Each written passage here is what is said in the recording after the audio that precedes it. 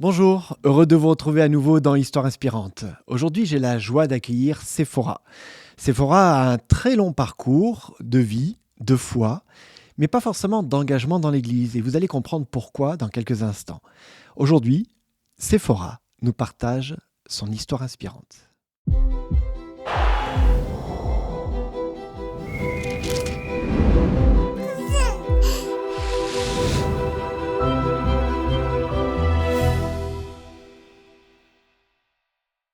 Bonjour Séphora, Bonjour. bienvenue dans cette émission d'Histoire inspirante. Je suis très heureux de t'avoir avec nous, de pouvoir partager ensemble ton parcours de foi. Séphora, tu as fait la route ce matin pour nous rejoindre, pour partager beaucoup de choses. Alors, malheureusement, je suis un peu déçu parce qu'il nous faudrait beaucoup plus de temps. Tu m'as partagé en off de l'émission, au début, tout ce que tu voudrais partager. Il y a beaucoup de choses. On va pas avoir le temps de parler de tout, mais il y a déjà beaucoup de choses. Alors, on est parti. Oui, Tu es prête? oui, Philippe. Ton histoire, tu me l'as dit, elle commence pas avec toi. Elle commence d'abord, c'est l'histoire de tes parents. Pourquoi finalement elle commence d'abord avec tes parents, cette histoire? Pourquoi? Sans mes parents, déjà, je ne serais pas là, pour commencer. Et je ne sais pas comment le dire. Donc, en fait, mes parents se sont rencontrés sur leur lieu de travail, en fait. Et en fait, ils ont commencé, en gros, à vivre ensemble, hein, d'après ce que j'ai compris. Et ma maman, je ne sais pas par quoi exactement, qu'est-ce que tu veux comme détail? Mais tu me racontes que tu m'avais dit tout simplement que pour tes parents, c'est une rencontre particulière, il y a un engagement spirituel, ta Oui, maman se fait baptiser. oui, Et là, c'est un peu un choc qui se passe à ce moment du baptême. c'est ça. Donc en fait, l'histoire du choc, c'est-à-dire que elle a fait sa préparation au baptême, comme tout le monde.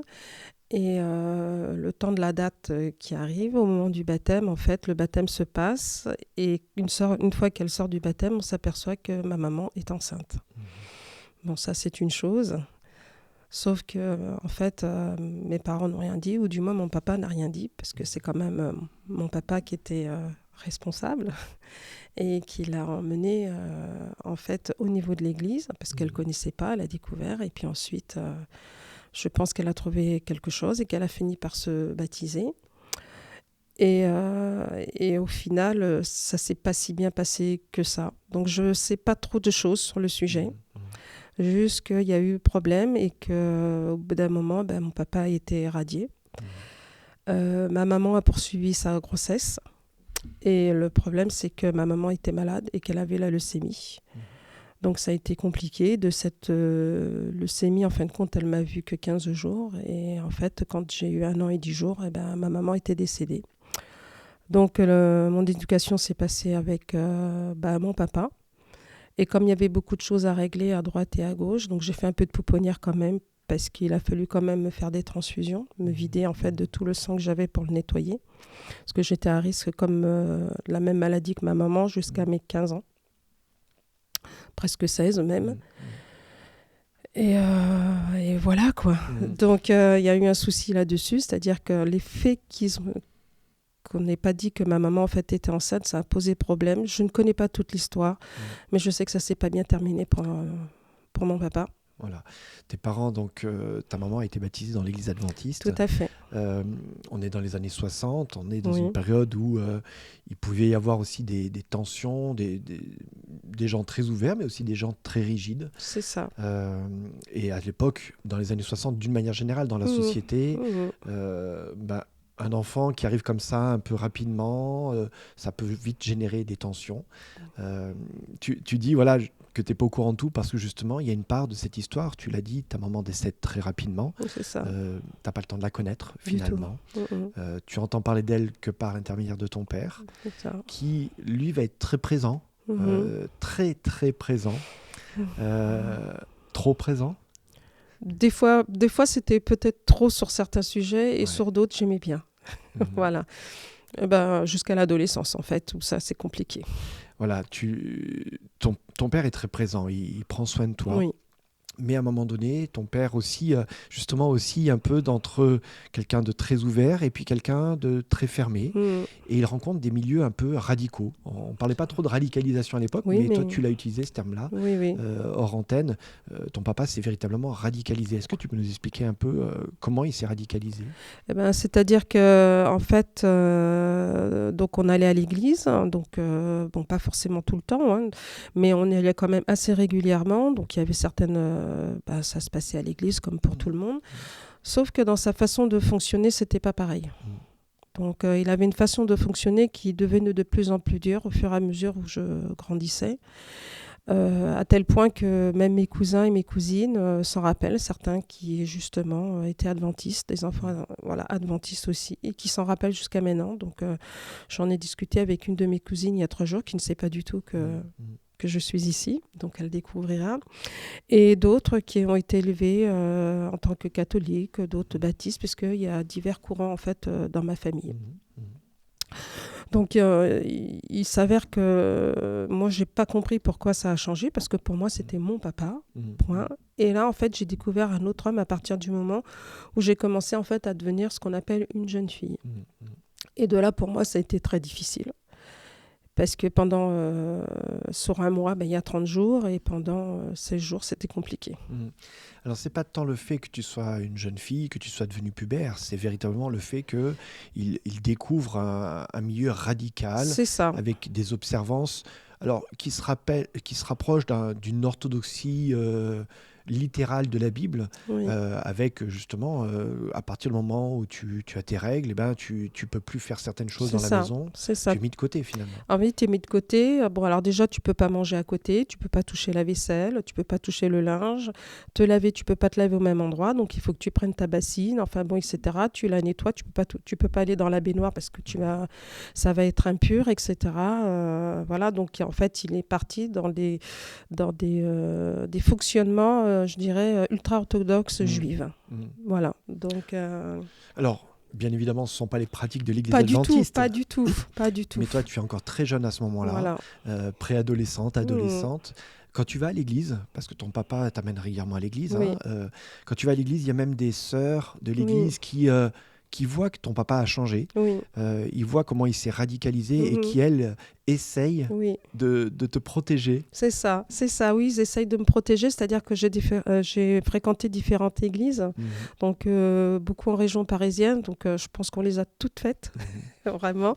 Et quand on partait à droite ou à gauche, de toute façon, on a fait d'autres églises aussi. Et il s'avère que papa, en fait, il connaissait pas mal de personnes qui étaient, au départ, ils étaient sur Neuilly, et après, bon, ils ont été un petit peu Paris, etc., etc. Et dans ce groupe-là, il y a certains, effectivement, qui sont partis un peu, je dirais, presque en marge, parce qu'il y avait une espèce de mouvance différente, je crois, qui arrivait. Et donc, papa, voilà. Et après, il n'avait pas encore assez. Je pense qu'il s'est encore plus. Donc, en fait, il y avait la pratique adventiste et autres. Et de là, on s'est retrouvés je dirais presque dans un ultra-orthodoxe juif. On pourrait parler peut-être plus même d'une secte finalement qui s'était développée, en tout cas des comportements sectaires. Oui. Ces personnes ont essayé de te protéger, mais ben voilà, c'est ton père. Comme tu l'évoquais, ton histoire elle commence avec le décès de ta maman aussi. Ben, ta maman n'est pas là pour peut-être équilibrer les choses. Jusqu'à un moment où cette radicalité, cette exigence qu'il fait peser sur toi, c'est plus simplement de la radicalité religieuse, ça devient de la violence aussi. C'est ça. En fait, moi, je n'ai pas compris jusqu'à mes 12 ans. C'est-à-dire que j'ai commencé à me poser des questions à peu près vers mes 12 ans, en fonction de ce que je voyais, parce que j'étais une petite fille qui regardait, qui observait énormément et qui mémorisait tout ce qui se passait autour. Et en fait, j'étais comme une espèce de buvard. Et de ce buvard, au bout d'un moment, je me posais des questions. Vraiment. Et de ces questions-là, donc je voyais qu'il y avait quand même des différences. Et puis, j'ai pu avoir justement... quand on m'a essayé de m'attraper de l'autre côté pour me dire mais là un petit peu avec les enfants, etc. Donc je me suis fait des petites copines, et puis au fur et à mesure je me suis rendu compte que finalement on avait des choses en commun et d'autres choses pas du tout. Donc c'est vrai que là ça je les ai mis au fur et à mesure dans des petites cases, et je pense qu'à force de mettre ces petites choses dans ces petites cases, je me suis fait ma petite boîte et j'ai fini par comprendre que c'était pas ça. Et moi, je voyais plutôt de la douceur, je voyais de l'amour, je voyais de la compassion, je voyais pas de colère. Et je voyais la possibilité de prendre sa tête et de pouvoir poser sa tête sur l'épaule et pas d'avoir peur. Parce qu'au bout d'un moment, on finit par avoir peur parce qu'on a peur de faire de travers parce que c'est pas bon, quoi. Tu t'étais habitué à cette forme de violence ou de radicalité?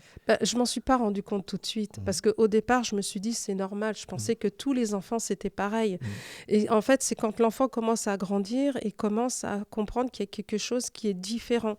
Et c'est là que j'ai commencé. Et en plus, j'étais une petite fille qui était toujours en réflexion. Depuis petite, je suis assez cérébrale et je réfléchis, je mets ça dans des petites cases et puis voilà, et puis encore et encore. Et à un moment, je pense que sans me rendre compte, je faisais des petites synthèses et j'ai senti qu'il y avait quelque chose qui était différent. Et comment dire, moi, Jésus, quand j'étais petite, c'était mon refuge. Mais ça a commencé, mon refuge, il a commencé quand j'avais 5-6 ans. Ça a été mon premier refuge. Donc, j'ai fait plusieurs fois le point et je me suis posé la question, je me suis dit, mais à quel moment, en fait, je me suis réfugiée dans les bras de Jésus. Et en fait, c'était vers 5-6 ans. Quand j'étais en peine, en chagrin, quelque chose qui n'allait pas, en fait, je me réfugiais dans ses bras. Pour moi, c'était... comment dire, c'était mon berceau, c'était mon cocon, c'était tout ça, quoi. Voilà. Et j'étais en paix après. Et là, en fait, cette paix, elle a été un peu coupée quand je suis devenue jeune fille. J'ai pas compris. C'est-à-dire que j'étais pas forcément dans l'acceptation, je faisais avec. Et quand j'ai eu 12 ans et que j'ai eu cette espèce de déclic, j'ai dit ça va pas. Et quand j'ai eu 14 ans, c'était fini, j'en pouvais plus. Il y a ce moment qui va être peut-être un des moments les plus durs de ta vie. Vous êtes à la maison avec ton père. Et là, il y a une crise violente, très violente, qui se produit. Peut-être pourquoi cette crise à ce moment-là en particulier? Disons que en fait, mon père travaillait et que de temps en temps, quand il était au travail, il parlait religion. Déjà, ça commence pour ça. Donc, religion à sa façon, hein, donc je l'entends bien. Et quand on n'était pas d'accord avec lui, il se fâchait. Et des fois, il se fâchait très très fort et il fallait bien se défouler un petit peu, quoi. Et de ce défouloir, il y avait beaucoup de verbal qui diffusait, vraiment. Et à un moment donné, c'est un petit peu moi qui ai pris. Voilà, donc je pense que si j'ai des membres de ma famille qui écoutent, ça ne va pas leur plaire parce que je dis la vérité et qu'à un moment donné, il faut que ça se sache. Donc ça a été très compliqué et de ce jour-là, ce jour-là était très difficile. Je suis contente que ma cousine est arrivée ce jour-là et elle ne devait pas venir. Un excès de colère si fort qu'à un moment donné, tu as peur pour ta vie. Oui. Tu as eu le sentiment qu'à un moment donné, il aurait pu franchir le cap d'aller trop loin. Ah, mais le cap, il a été franchi. C'est-à-dire qu'il s'est mis tellement en colère, il a eu des contrariétés au travail. Et donc, il est venu me retrouver chez ma cousine parce que j'étais partie passer quelques jours. Donc, c'est simple, c'est parti sur un poste. Donc, je lui ai demandé est-ce que je pouvais prendre le poste, etc., pour aller chez ma cousine parce qu'elle n'en avait pas. Et de ce poste-là, en fait, ça a été en fait le prétexte, je suppose, je ne sais pas. Et donc, il est arrivé, je lui ai demandé l'autorisation, je lui ai dit est-ce que je peux? Il m'a dit oui, j'ai dit tu ne te mettras pas en colère et tout. En fait, j'ai vraiment joué toute la sécurité possible pour me protéger. Il m'a dit il n'y a pas de souci, tu peux partir avec, il n'y a pas de problème. Donc moi, je suis partie avec le poste en sécurité. Donc ma cousine, quand elle m'avait arrivé avec le poste et tout, pareil, elle m'a dit pas de problème, tu as demandé à tonton. Je lui ai dit oui, il n'y a pas de souci, tout va bien. Donc elle aussi, elle était tranquille, on savait qu'on n'allait pas avoir de soucis. Bref. Et puis, donc, je passe quelques jours chez ma cousine. Tout se passe bien. Et à midi, en fait, mon père, il arrive, tout chose, tout en colère, tout machin. Mais vraiment. Hein.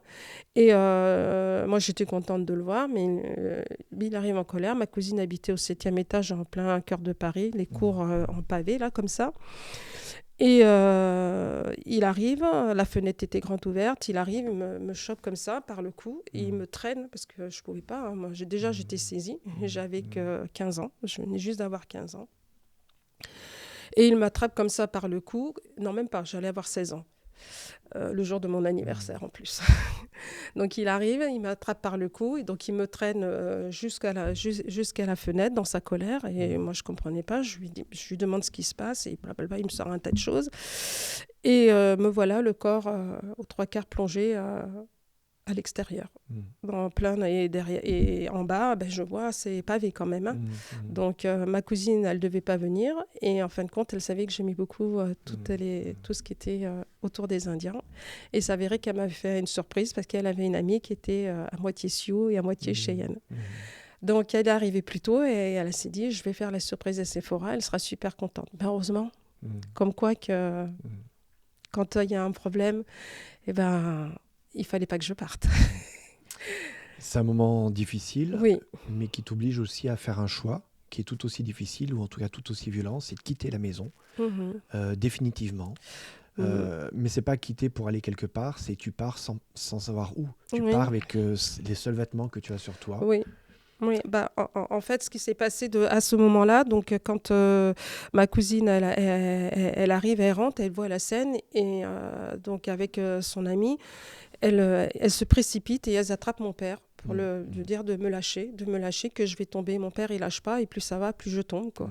Donc elles arrivent à tenir, et à un moment donné, j'ai juste une issue d'échappatoire, et elle m'a dit « Vite !» Sauve-toi. Et j'ai détalé les 7 escaliers, etc. Et je suis partie juste avec les vêtements que j'avais sur moi. J'avais pas d'argent, j'avais pas de papier, j'avais absolument rien. Donc je suis partie avec ce que j'avais sur moi. Et là, pendant 2 ans, oui. 2 ans, t'as plus de contact avec ton père. Ah non, j'avais trop peur. Des fois, je revenais pour me dire, je vais voir ma cousine. Et ma cousine, elle essayait aussi de voir si elle pouvait me voir. Donc, elle savait que j'étais dans le coin au départ. Et mon père, comme il venait régulièrement pour me récupérer, du coup, je me suis pas prononcée. Donc, je l'ai vu. J'ai vu mon père. Je savais ce qui allait m'arriver. J'étais terrifiée. Et voilà, quoi. Donc, pendant 2 ans, tu pars, mais tu vis pas dans la rue. Non, je ne vis pas dans la rue. Et c'est là où il y a quelque chose de particulier qui se passe, où tu es sous une forme de protection divine. Tout à fait. Hébergé tour à tour chez différentes personnes. Mais il m'est arrivé quelque chose avant ça, juste avant. C'est-à-dire que donc, je suis dans cette fameuse rue, et c'est une rue où vraiment c'est comme une espèce de grand rond-point. Et d'habitude, il y a beaucoup de monde dans la rue où je suis qui passe, et à ce moment-là, personne ne passe dans cette rue, tout le monde passe à côté. Voilà, on se dit, c'est normal. Et là, d'un coup, j'entends une voix derrière moi. Oui, c'est vrai. Et sur le coup, je me dis, mais pourquoi j'entends cette voix ? J'entends cette voix et j'ai l'impression qu'il y a comme une espèce de lueur. On se dit, c'est rien, c'est moi, je fabule, etc. Et j'ai toujours cette voix plus forte qui m'appelle. Donc du coup, là, je me retourne pour de vrai, et là, je vois cette lumière. Et cette lumière, à l'intérieur de cette lumière, c'est « n'aie pas peur ». Waouh, tu te rends compte, n'aie pas peur. J'étais terrifiée de tout ce qui m'arrivait. On rappelle que tu as 16 ans à ce moment-là. Voilà, je viens juste d'avoir, le jour de mon anniversaire, je viens juste d'avoir 16 ans. Donc, je suis totalement terrifiée de ce qui vient de m'arriver, mais pas terrifiée de ce qui est en train de se passer. Ce qui est en train de se passer, en fait, je suis étonnée de ce qui se passe. N'aie pas peur. Et là, cette voix, elle continue à me dire, n'aie pas peur, je te protège, je suis là. Voilà, et je vais te suivre tout au long, en gros, de mon périple. Ce qui a été vrai. Et et d'avoir confiance. Et donc, j'ai eu confiance. Et en fait, de cette confiance-là, j'ai retrouvé un de mes amis. Et il m'a dit, mais Sephora, qu'est-ce que tu fais là ? Et je lui explique la situation. Alors, ça s'est commencé comme ça. Et il me dit, ah, c'est pour ça que ton père, il est parti chez tout le monde et qu'il a frappé pour savoir si tu étais venu, etc. Donc, on n'habitait pas très loin. Il a été voir parce que c'était mes meilleurs copains. Et ils ont dit, non, on t'a pas vu. Et donc, je lui explique un petit peu ce qui s'est passé. Donc, il comprend. Il a dit, écoute, on va prendre les choses tranquillement. Je vais prendre le risque. Maintenant, je vais t'aider. Et lui-même est chrétien. Il est catholique. Donc, il m'a dit, écoute, je vais t'emmener chez ma sœur. Déjà pour commencer, et on va voir après comment ça se passe. Donc on a été chez sa sœur, donc je suis restée quelques temps, etc. Parce que quand je sens qu'après c'est des gens qui sont en couple et que ça peut partir, moi je partais. Mais en fait on voulait me donner un peu d'argent et moi je voulais pas d'argent. En fait j'ai jamais voulu d'argent. Je préférais rendre service. à chaque fois. M'occuper des enfants, faire à manger. En fait, avec ce que je savais faire et mon savoir-faire, pour moi, suffisait amplement. L'effet de m'accueillir dans le foyer, le temps qu'il faut, m'apporter un logis, que je ne sois pas dans la rue, me suffisait amplement. Voilà. Et donc, ça s'est fait comme ça au fur et à mesure. Et en fait, sur tout mon périple, j'ai toujours rencontré des personnes qui étaient dans la foi. Et tu me disais, tu as été donc, chez les catholiques, chez les témoins de Jéhovah, chez des évangéliques, des baptistes, chez des baptistes. Et voilà. Tu vas te retrouver dans plein de familles différentes, donner des services, de garder des enfants, etc. Mais je ne voulais pas d'argent. Pas d'argent. Non. Et tu vas être comme ça pendant 2 ans, de famille en famille. Exactement. Tu en tires quoi de ces 2 années pour ta foi, pour ton expérience, pour ta découverte peut-être des différentes spiritualités? Oui, alors j'ai découvert des différentes spiritualités et le mode de fonctionnement et l'éducation des enfants. C'est ça qui m'intéressait beaucoup. Donc je regardais un petit peu comment ça se passait avec les uns et les autres. Et en fait, j'ai pris un enseignement. Parce que déjà, je ne savais pas ce que c'était que d'avoir une maman. Donc comment ça se passait et de voir réellement comment ça se passait dans différents courants, puisque c'est ce qui m'avait été mis sur la route. Et je suis tombée sur une famille où il n'y avait pas la foi du tout, non plus. Et c'est pareil, ça s'est bien passé, mais il me manquait quand même quelque chose. Voilà. Il me manquait quelque chose parce que j'avais été élevée, quoi qu'il en soit, ce qui était rentré en moi, en fait, était en moi. Et ça faisait partie de moi et ça faisait partie de mon équilibre. Et en fait, j'étais mise sous une espèce de cloche et en même temps sur une espèce de noirceur du monde. Et là, j'étais face à la réalité des choses, face à moi-même, mais en même temps, j'étais pas seule. Alors, quand je disais ça à certaines personnes, mais comment ça se fait que tu te sens pas seule? Tu devrais te sentir seule. Tu n'as pas ton papa, tu n'as plus ta maman depuis très longtemps, tu n'as pas de frères et sœurs, tu te retrouves toute seule. En plus, j'étais sans papier, parce que je suis partie avec juste les vêtements que j'avais sur moi. J'avais juste un pantalon et un petit haut, parce que c'était en plein mois de juillet que ça s'est passé et j'avais rien, pas un centime, absolument rien, c'est presque nu. Voilà, donc c'est comme ça que ça s'est passé. Donc l'effet d'avoir rencontré toutes ces personnes-là, ça m'a permis de voir d'une comment ils vivaient leur foi, comment se passaient leurs pratiques. Donc j'ai eu des catholiques, des protestants, etc., etc. Donc j'ai eu différents courants. Et finalement, ça a été une grande, grande richesse. Parce que leur façon de fonctionner était très bien, mais elle ne me correspondait pas parce qu'il me manquait quelque chose. Alors, il faut dire quand même que toi, à 16 ans, tu n'étais pas baptisée. Non. Mais au fond de toi, même s'il y a une radicalité de ton papa, tu avais épousé la foi adventiste. Complètement. Déjà. Toi, tu étais adventiste, tu avais grandi dans cette église-là. La famille, même si tout le monde de la famille n'était pas adventiste, tu appartenais à une famille d'église finalement, déjà. Mais sans avoir fait le pas d'un engagement. Forcément, cette période-là, t'as éloigné de l'église. En tout cas, t'as éloigné de l'église adventiste, mais pas forcément de la foi. Ta foi était là. Et 2 ans après, tu reprends contact avec ton papa. Comment se fait cette reconnexion? Mais on va revenir juste un tout petit peu avant, justement. En fait, effectivement, à 16 ans, je n'étais pas du tout baptisée, mais c'est quelque chose que je souhaitais faire et dont j'avais fait déjà la démarche, parce que c'est très, très important de le savoir. Donc, en fait, j'avais fait cette démarche et j'avais été voir le pasteur moi-même au détour où, en fait, j'avais attendu que mon papa, parce que... on en parlera peut-être plus tard. En fait, j'ai attendu que mon papa il soit occupé avec des gens qu'il connaissait. Et je surveillais le pasteur depuis un bon moment. Parce que j'ai dit, je veux parler au pasteur, mais je ne voulais pas que mon père voie. Voilà. Donc j'attendais, c'était jamais le bon moment, il y avait toujours quelque chose. Et ce jour-là, ce sabbat-là, c'était le bon moment. Donc j'en ai profité, je me suis faufilée, j'ai presque couru après le pasteur, je l'ai interpellé. Et donc, il était très content. En plus, il ne me connaissait pas du tout. Donc, je me suis présentée, tout ça, on a discuté. Et je lui ai dit qui j'étais, ce que je souhaitais faire. Et je lui ai dit, voilà, j'aimerais me préparer au baptême, j'aimerais me baptiser. Comment ça se passe? Et là, j'avais 14 ans. Et il m'a dit, c'est très simple, ça se passe comme ci. Donc, il m'a raconté un petit peu. Mais comme j'étais mineure, il me fallait quand même l'autorisation de mon papa. Et alors là, Sephora, là, s'est décomposé. Et parce que moi, j'aurais voulu me baptiser sans que, en fait, ça se passe tout simplement. Ça aurait été mon souhait parce que je redoutais derrière. Mmh. Et en fait, j'avais raison. Malheureusement, j'aurais préféré avoir tort.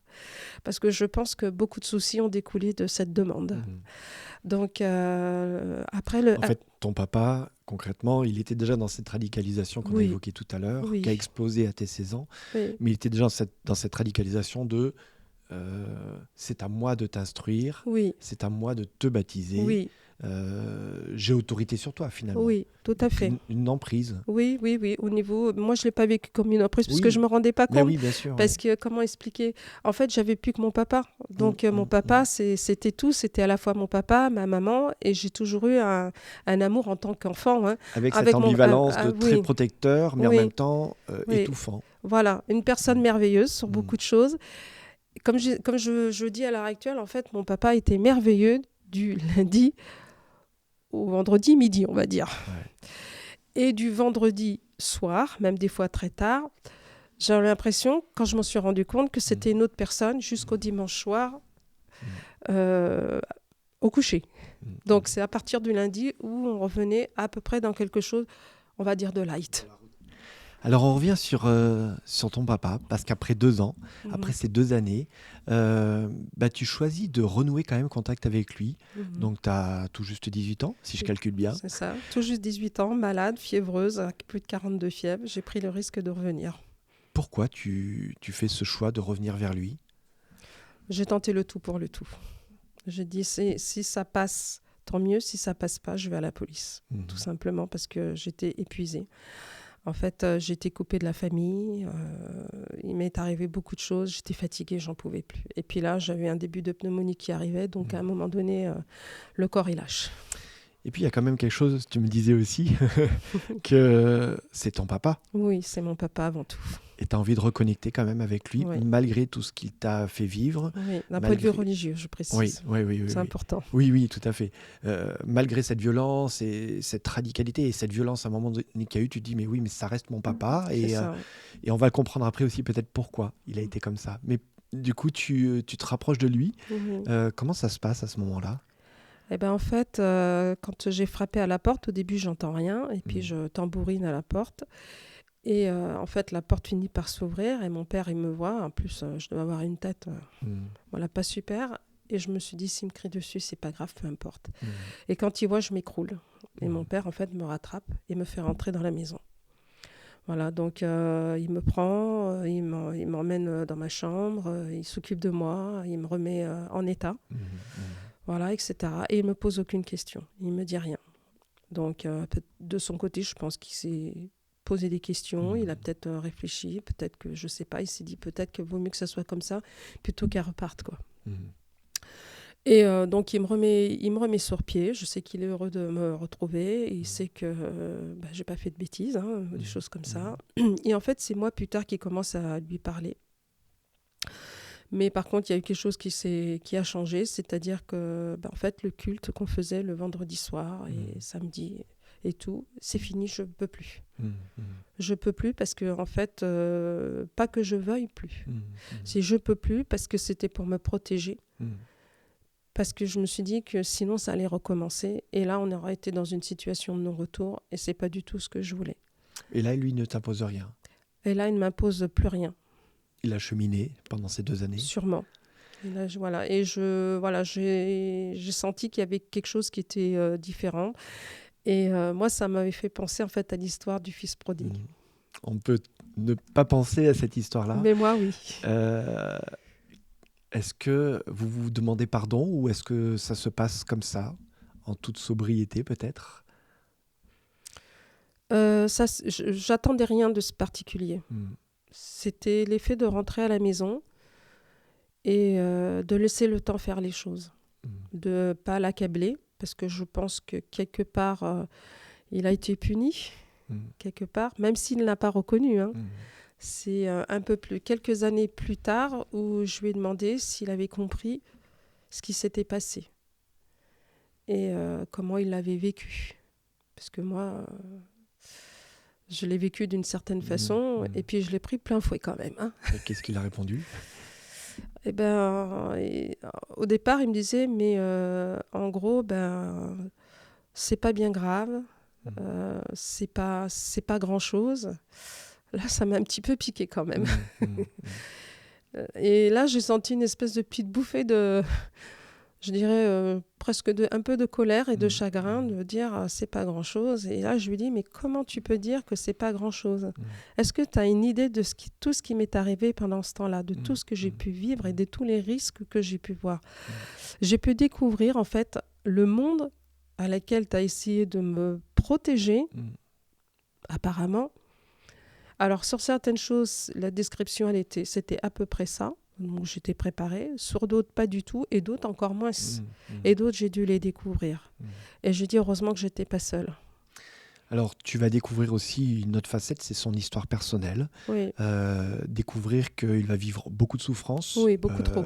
Lui, Oui. qu'il va être envoyé, alors il s'engage dans l'armée en tant que volontaire. Il s'engage dans l'armée, mais pas pour servir à la guerre. Et il est quand même envoyé sur le front, il est envoyé en Indochine. C'est ça. Où là, il va vivre de véritables traumatismes. Oui. Et ça t'aide à comprendre peut-être aussi cette violence? Oui, alors en fait, ce qui s'est passé, c'est qu'au bout d'un moment, j'avais besoin de comprendre un petit peu l'histoire de mon père. Et moi, je suis comme ça, c'est-à-dire que quand il y a quelque chose qui est violent ou quelque chose qui m'interpelle, il faut qu'à un moment donné, je pose toutes les cartes. En fait, c'est comme si j'avais des dossiers, même si on ne les voit pas. Au fur et à mesure, ils sont là et j'essaye de faire des assemblages. C'est ma façon de fonctionner. Et comme ça, au fur et à mesure, je finis par comprendre. Le peu d'informations que j'ai, j'essaye d'en faire quelque chose. Parce que je me dis, dans chaque information, il y a une histoire. Donc, c'est vrai qu'il s'est retrouvé à partir à la guerre. Et le pire dans tout ça, c'est qu'il n'était même pas encore engagé. Son objectif, au départ, c'est d'être engagé. Il était parti pour faire son service militaire. Et en fait, il y a eu... ils sont 2 frères, 2 jumeaux. Et c'est au niveau de l'orthographe. Donc, il y en a un qui s'appelle Auguste et un qui s'appelle Augustin. Sauf que c'est Marie-Auguste et Marie-Augustin. Et en fait, ça s'arrête à Auguste des 2 côtés. Donc, hop, mon père, il est parti. Et son frère, lui, n'est pas parti. Alors que son frère, il s'était engagé et mon père, pas encore. Voilà. Donc, il a fait les 2 guerres d'Indochine, comme ça. Donc, il a été blessé, etc. Et puis, après, il rencontre quelqu'un. Et de ce quelqu'un, il se passe une belle histoire. Il a aussi des amis d'enfance qui est dans son voisinage. Et malheureusement, il y perd. Et en fait, son premier amour, pareil, il la perd sous les bombes. Il perd son ami d'enfance à la guerre, en Indochine aussi, dans des circonstances assez tragiques. Oui, plutôt, parce que quand vous vous retrouvez avec... Voilà, voilà, à vos pieds, c'est compliqué. Et puis, quelques temps plus tard, il perd la femme qu'il aime, quoi. Voilà. Alors que je sais que il a été dur sur certaines choses, mais sur d'autres, il avait ce côté super positif parce qu'il ne pensait qu'à sauver les gens. Ça n'excuse pas, mais ça permet de comprendre. Et toi, tu réalises aussi cela. Alors, on revient à toi, peut-être plus particulièrement. À ce moment-là, tu construis ta vie. Oui. Tu restes profondément croyante. Oui. Mais tu ne remets plus les pieds à l'église. Non, je n'ai pas pu. Jusqu'à... récemment, tu t'es fait baptiser, on l'a pas dit, il y a 6 mois. Oui. Tu as passé la 60aine, comme ça je donne pas ton âge. Exactement. Mais tu te fais baptiser il y a quelques mois de cela en arrière. Et c'est assez surprenant parce que là, on est quasiment plus de 50 ans après ces épisodes-là, où tu chemines dans ta vie, tu te maries, tu as des enfants. Alors, il y a cette période où tu ne fréquentes plus l'église. Par contre, pour toi, la foi, elle reste importante, elle reste essentielle. Et tu demandes à un pasteur adventiste de te marier. Ton mari, tu l'as dit, n'est pas croyant. Mais tu choisis quand même que ce soit un pasteur adventiste qui te marie hors de l'église. D'ailleurs, ton mari va réagir là-dessus. Oui. Alors voilà, donc en fait, mon mari, il pense qu'il est non-croyant.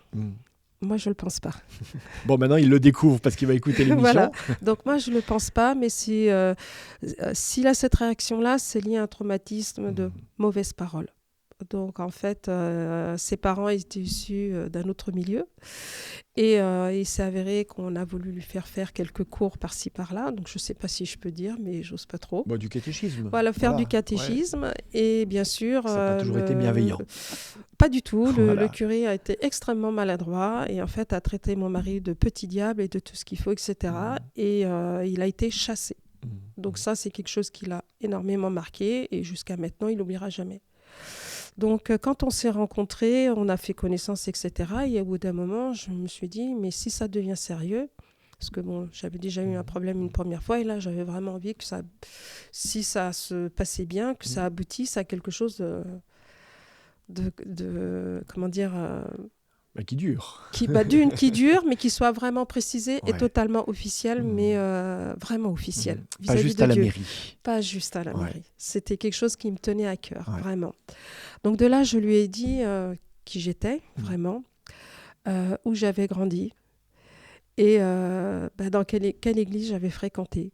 J'ai fréquenté l'église et je lui ai expliqué le monde que j'avais découvert et d'où je venais. Et je lui ai dit, si un jour, il s'avère qu'on se marie un jour, on savait même pas que ça allait durer, on s'est dit, on verra bien. J'aimerais bien vraiment me marier, mais en étant avec un pasteur adventiste, j'aurais vraiment cette sensation d'avoir un mariage plein et entier et valable. C'était super important pour moi. La mairie, voilà, c'est juste une formalité, c'est 2 secondes et puis c'est terminé. Mais là, vraiment, un mariage en Christ, pour moi, c'était waouh, c'était le summum, quoi. Parce que j'avais pas pu cheminer comme je voulais au départ, parce que mon baptême, en fait, je voulais le faire pour mes 16 ans, c'était mon souhait, et ça s'est pas passé comme ça. Mais là, il fallait quand même que j'étais adulte et il fallait que ça se fasse. Et j'ai rien dit à personne. Et là, quand je lui raconte, donc il a eu très peur. Alors il m'a dit oui, mais bon, ce côté-là, je veux pas. Et donc je lui ai expliqué comment ça se passait en fait chez les adventistes. Et je lui ai dit qu'il n'y avait pas, il y avait pas ci, il n'y avait pas ça, etc. Et il m'a dit ok, je veux bien. Donc ce qu'on a fait, on est parti à l'église de Neuilly. Parce que je voulais pas juste on se marie puis ça se fait comme ça. Donc je lui ai dit, il faut quand même que je te fasse découvrir, au moins que tu vois à quoi ça ressemble. Donc on a été 2-3 fois comme ça à l'église. Là où tu n'avais plus remis les pieds, toi, depuis très longtemps. Depuis très très longtemps. Ouais. Donc depuis très très longtemps, je voulais lui faire découvrir là où j'ai grandi et ce que c'était en fait. Donc de pas juste le faire pour me faire plaisir, aussi d'avoir un peu son approbation, même si il n'était pas baptisé ni rien du tout, mais qu'il sache le pourquoi. Donc, pas de problème. Première fois, ça allait. Deuxième fois, ça a été. On a fait 3 fois et c'était bon. Donc, il s'est dit, écoute, OK. Voilà. Donc, pour moi, déjà, c'était validé. Il fallait juste attendre que ça soit le bon moment. Et puis, le bon moment a fini par quand même arriver. Donc, j'ai eu un de mes oncles, en fait, qui s'est remarié avec sa nouvelle épouse. Et comme il faisait la préparation au mariage, et je lui ai dit, tonton, mais tu sais que je me marie juste après toi. Toi, tu te maries en avril et moi, je me marie au mois de septembre. Et il m'a dit, oui, je suis super content et tout ça, etc. Parce qu'on s'entendait vraiment beaucoup. J'ai passé beaucoup de temps avec lui. Et c'est vrai qu'heureusement qu'ils ont été quand même là aussi, mes oncles et tantes qui m'ont entourée. Et ça m'a donné aussi de la force par rapport à tout le reste. Et il m'a dit, écoute, ce que je vais faire, je vais te présenter au pasteur qui va nous marier. Donc, il m'a fait les présentations et c'était un tout jeune pasteur. Il a expliqué un petit peu la situation et on a décidé de faire de la préparation au mariage. Donc, eux, ils avaient déjà un petit peu avancé de 1 ou 2 cours. Et puis, nous, on est arrivés et en fait, au lieu de le faire chez eux, en fait, tout s'est passé chez nous. Je trouvais ça extraordinaire parce qu'en fin de compte, je n'allais pas du tout à l'église. Et normalement, ça aurait dû se passer chez mon oncle. Et finalement, en fait, ce jeune pasteur, il a décidé que ça se passerait chez nous parce qu'entre-temps, nous avions discuté. Et je pense que par rapport à notre discussion, il s'est dit, c'est bon, on peut le faire là. Et donc, ça s'est super bien passé. J'étais très heureuse. Personnellement, ça m'a fait beaucoup, beaucoup, beaucoup de bien. Ça m'a permis de comprendre beaucoup de choses et surtout, ça m'a réconfortée dans mes ressentis et la façon dont je voyais Dieu et Jésus. Et je me suis dit, waouh, en fait, je me suis pas trompée, quoi. Je peux pas aller ailleurs. Surtout que j'avais découvert plusieurs personnes dans la foi. Et j'étais contente de les avoir découverts, d'avoir découvert leur milieu, comment c'était, etc. Mais c'était pas ma place. C'était pas ma place parce que il me manquait ce jour de repos. Et leur jour de repos ne correspondait pas au mien. Et j'arrivais pas à avoir un autre jour de repos. C'était pas possible. Et puis, alors, tu vas avoir plusieurs enfants, 5 enfants. Oui, c'est ça. Voilà. Voilà. Et peut-être il y a cet épisode particulier, peut-être qu'on peut s'arrêter quelques instants, Oui. d'un moment où tu manques de perdre la vie. Oui, alors, c'était pas la première, mais celle-là, elle était pas mal. J'ai dit au début de l'émission qu'on allait être frustrés, moi le premier, parce qu'on n'avait pas le temps de tout Voilà, voir. voilà. Mais en tout cas, cet épisode-là, Donc qui est marquant. cet épisode-là, je sais plus où j'en étais, excuse-moi. Non, Parce que j'ai tout qui vient en même temps. bien donc, sûr, de cet enfant que tu as failli perdre. Oui. Et surtout, toi, tu as failli perdre la vie aussi avec un de tes enfants qui pris de culpabilité. Voilà. Donc voilà. J'étais enceinte en fait de Brandon, pour être clair. Donc je l'attendais, mais juste auparavant j'en avais perdu un que j'avais mal vécu, et ensuite parce qu'il compte pour moi aussi. Ensuite j'ai eu Brandon et j'ai eu un gros problème de santé. En fait j'ai fait ce qu'on appelle une éclampsie gravidique avec toxémie, hémorragie interne, mais hémorragie cérébrale. Enfin bon bref, j'ai eu pas mal de petits soucis. À la suite de ça, on ne savait pas trop ce qui allait se passer. Voilà. Et donc mon petit garçon de l'époque, il avait 6 ans, a cru en fait que c'était de sa faute. Et en fait, ça ne l'était pas. Et en fait, quand j'ai repris un petit peu connaissance, avec la tête à l'envers, en fait, je me suis demandé où il était. J'ai dit, mais il est où ? Et en fait, j'ai pensé à lui. Et en plus, je l'ai entendu derrière la porte, qui tambourinait la porte parce que les médecins, en fait, ne voulaient pas le laisser passer. Et ils ont fini par le laisser passer.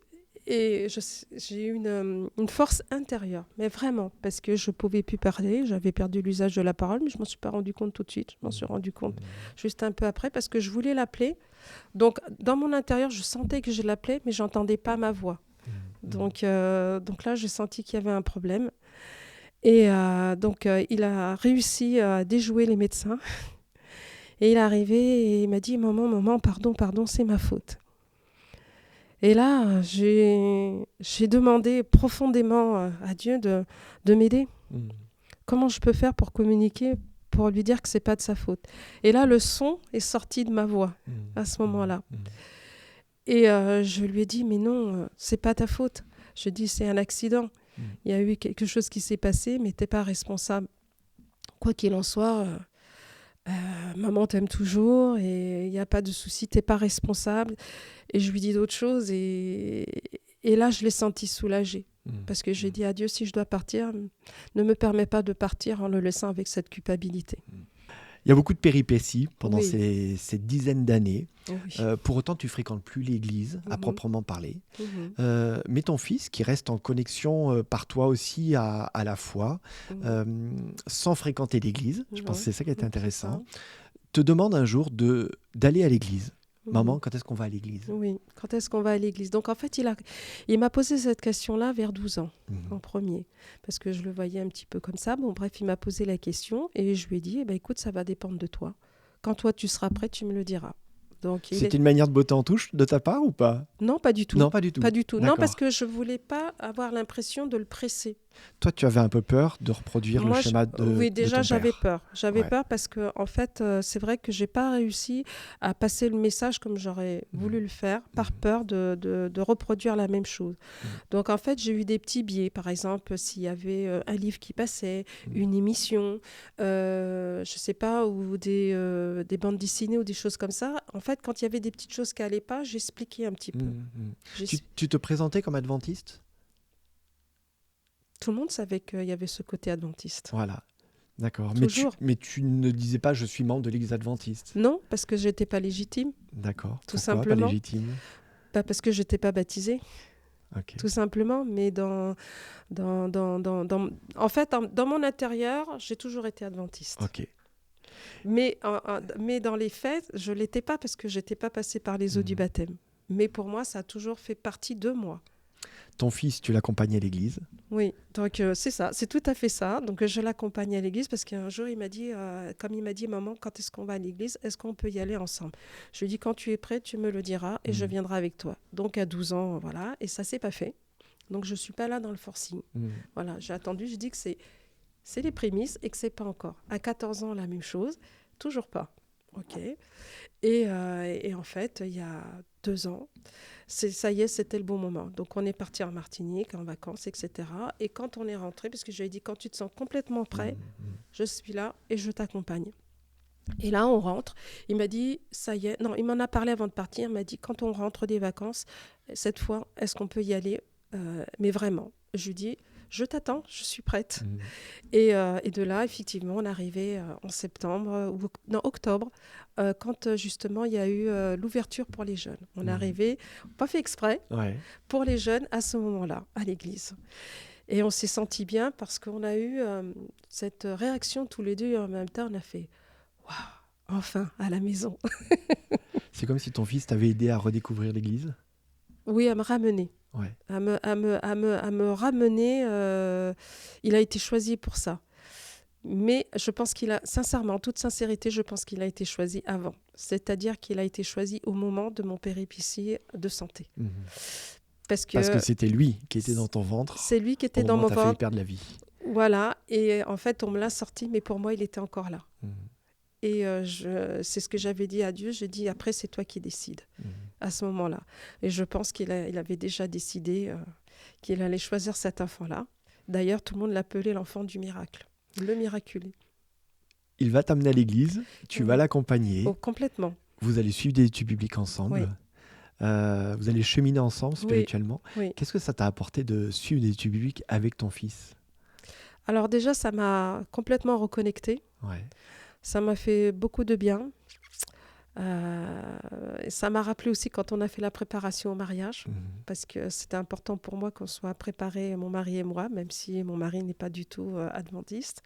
Déjà, c'était un premier pas. Et là, d'un coup, ça m'a fait penser à un tas de choses. Et j'étais attristée en même temps, je précise, j'étais attristée dans le sens où j'ai eu tous ces blocages. Ça m'a peiné quelque part d'avoir eu tous ces blocages, d'en arriver à ne même pas pouvoir ouvrir ma Bible ni rien, par peur de faire une faute, de reproduire ce que moi j'avais vécu. C'était tellement dur, tellement compliqué que j'ai été terrifiée de faire pareil. Je me suis dit, mais si je fais ça, en fait, ça voudrait dire que j'ai rien compris et peut-être que je ferai encore plus de dégâts. Donc plutôt que de faire des dégâts, j'ai préféré de rester en retrait et d'attendre que ça soit le bon moment. Après 50 ans, entre ta première demande de baptême à ce pasteur, après qui tu as couru après, et maintenant, donc il y a quelques mois de cela, tu te fais baptiser. Ça y est, enfin, tu te fais baptiser. Enfin, tu officialises peut-être cette foi qui était là en toi tout le temps. Qu'est-ce que tu retiens de tout ce parcours en une phrase? En une phrase? Eh ben, quand on a tout ça en soi, quand on ressent une spiritualité aussi profonde, il ne faut pas désespérer. Il ne faut pas désespérer parce que quand on croit que tout est fini, que tout est abandonné, ce n'est pas le cas. Tu nous as préparé un texte biblique, comme c'est notre habitude dans cette émission. Oui. Est-ce que tu accepterais de nous partager ce texte? Alors, il est long, parce que... comment dire? Alors, moi, ça, c'est vraiment quelque chose qui me plaît beaucoup. Donc, ton texte préféré, c'est dans Matthieu 5. Oui. Pourquoi ce sermon sur la montagne te parle autant? Eh bien, parce que, en fait, l'effet de le lire, c'est un vrai bonheur. En fait, il y a beaucoup de choses qui se disent.